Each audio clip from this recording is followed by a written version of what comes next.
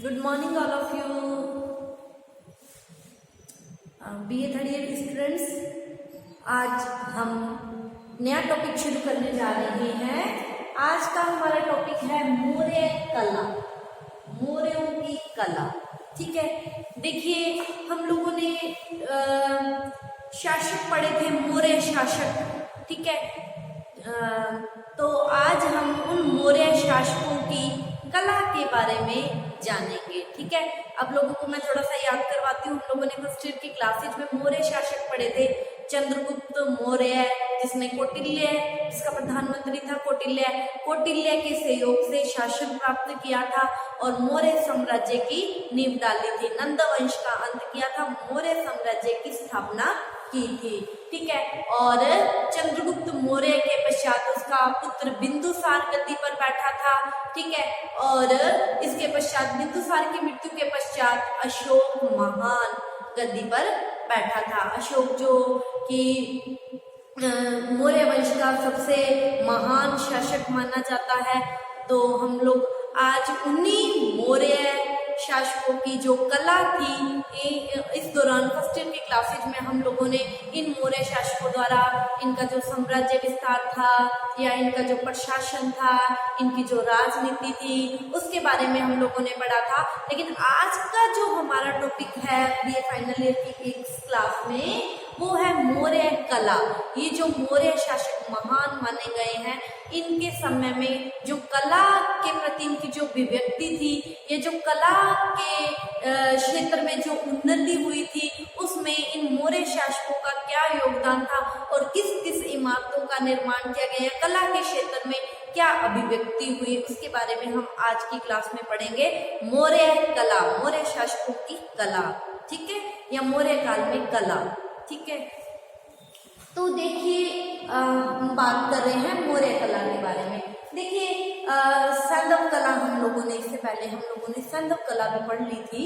ठीक है, तो देखिए सैंधव सभ्यता, आप सबको पता है कि सैंधव सभ्यता के बाद वैदिक सभ्यता आई।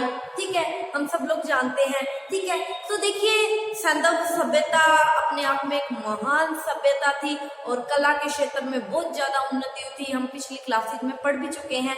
तो देखिए सैंधव सभ्यता के पश्चात, ठीक है, सैंधव सभ्यता के पश्चात ईसा पूर्व दूसरी शताब्दी के बाद क्या हुआ था, जब वैदिक सभ्यता थी। ठीक है, जो वैदिक लोग थे वो कला के प्रति उदासीन थे, कि कला के प्रति कोई रुचि नहीं थी।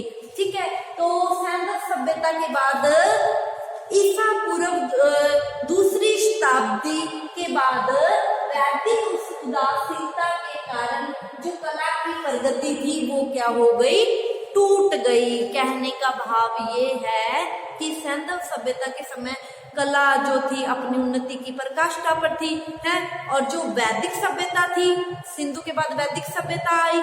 ठीक है, तो सैंधव सभ्यता के बाद जो वैदिक सभ्यता थी, वैदिक सभ्यता की कला के प्रति क्या थी, उदासीनता। उदासीन थे ये लोग, कला में इनकी कोई खास रुचि नहीं थी। तो उदासीनता के कारण कला की जो प्रगति थी वो क्या हो गई, टूट गई थी। ठीक है, तो अब देखिए कला की प्रगति टूट गई थी, है, लेकिन जो मौर्य कला थी, ठीक है, उसमें कला फिर से शुरू हो गई और प्रगति करने लगे। तो मौर्य सैंधव सभ्यता व मौर्य कला, ठीक है, पहले तो सैंधव सभ्यता जो सिंधु घाटी सभ्यता थी उस समय कला थी, फिर मौर्यों के समय कला आई। ठीक है, तो सैंधव सभ्यता व मौर्य कला, इन दोनों के बीच में कला की प्रगति टूट गई थी ना। ठीक है, जो टूटी थी वो क्या, कितना समय था, उसकी हम लोग बात कर रहे हैं। तो सैंधव सभ्यता व मौर्य कला के बीच 1500 साल का दीर्घ कालांतर है। ठीक है, दीर्घ कालांतर, दीर्घ मतलब लंबा, काल मतलब समय पड़ जाता है। 1500 साल का समय पड़ जाता है। ठीक है, कला रुक गई थी, लेकिन मौर्य काल में फिर से शुरू हो गई। ठीक है, लेकिन मौर्य युग से कला की जो साधना, कला के प्रति जो लोगों का प्यार था, प्रेम था, जो शुरू हुआ वो अटूट चलता रहा। अटूट मतलब बिना टूटे लगातार फिर क्या हो गया, चलता रहा। ठीक है, लेकिन चलता रहा है, लेकिन उसके रूप है, आकार है, ठीक है, अभिप्रायों में थोड़ा अंतर आ गया। क्यों? क्योंकि हमारे यहाँ आपको पता है कि बहुत सारे विदेशी आक्रमण हुए थे, ठीक है, तो विदेशी आक्रमणों के प्रभाव से उसमें अंतर आ गया।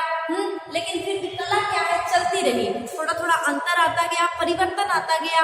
ये भी हम जानते हैं कि परिवर्तन सृष्टि का शाश्वत नियम है, ठीक है, परिवर्तन आता रहा, लेकिन कला क्या है, फिर भी चलती रही, ठीक है। और जो मौर्य काल में कला चली उसके अनेक रूप थे, ठीक है, अनेक रूप होने के पश्चात भी इसमें जिस चीज की प्रधानता रही कला में, वो स्थापत्य कला की प्रधानता रही। स्थापत्य कला से तात्पर्य है भवन निर्माण शैली से, ठीक है, या किसी भी इमारत के निर्माण से है, ठीक है। मौर्य काल में वैसे तो कला हर क्षेत्र में फली फूली, लेकिन स्थापत्य कला की इसमें क्या रही, प्रधानता रही, ठीक है। अब अगर हम बात करते हैं मौर्य कला के प्रमाण हमें कहाँ से मिलते हैं, ठीक है, तो आप लोगों को पता है कि मेगास्थनीज जो यूनानी शासक था उसका दूत बन के चंद्रगुप्त मौर्य के दरबार में रहा था, ठीक है, और इसने अपनी किताब लिखी थी इंडिका। तो मेगास्थनीज की जो इंडिका है उससे मौर्य कला के अद्भुत प्रमाण हमें उपलब्ध होते हैं, ठीक है। और ये जो मौर्य कला थी, ठीक है, इसमें बौद्ध स्थापत्य व हिंदू मंदिरों के निर्माण का स्थापत्य में विशेष महत्व रहा, ठीक है, या तो बौद्ध स्थापत्य या हिंदू मंदिर, ठीक है।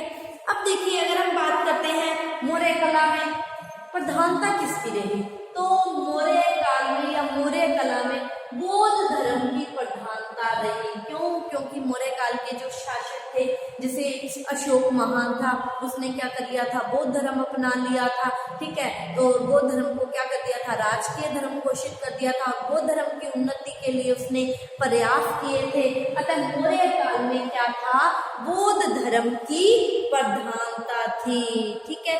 अतः बौद्ध धर्म की प्रधानता होने के कारण बौद्ध धर्म के प्रचार प्रसार के लिए ललित कलाओं का उपयोग किया गया ताकि बौद्ध धर्म का प्रचार प्रसार हो। अतः कला के क्षेत्र में जो कार्य किए गए वो इसी बौद्ध धर्म से रिलेटेड कार्य किए, इसीलिए तो कहा गया है कि मौर्य काल में बौद्ध धर्म की प्रधानता रही थी, ठीक है। मौर्य काल की कला में बौद्ध धर्म की प्रधानता रही, ठीक है। तो जितने भी भवनों का निर्माण हुआ, चैत्य बनाए गए, मूर्ति कला है, चित्रकला है, स्थापत्य कला है, मतलब जो भी किया गया उसमें उसका जो एम था वो था बौद्ध धर्म का प्रचार और प्रसार करना, ठीक है। तो बौद्ध धर्म में जो आध्यात्मिकता थी, अध्यात्म के भाव थे, ठीक है, और वो जो भाव थे वो किस तरह अभिव्यक्त किए गए, कला के द्वारा अभिव्यक्त किए गए, ठीक है, तभी तो मौर्य कला फली।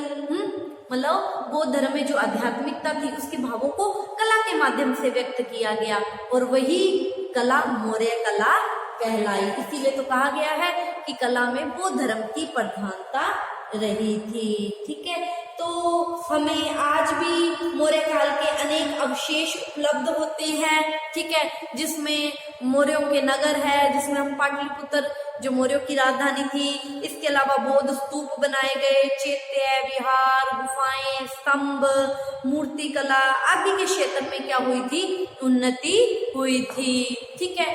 तो इन सब चीजों में प्रधानता किसकी थी, बौद्ध धर्म की प्रधानता रही थी, ठीक है।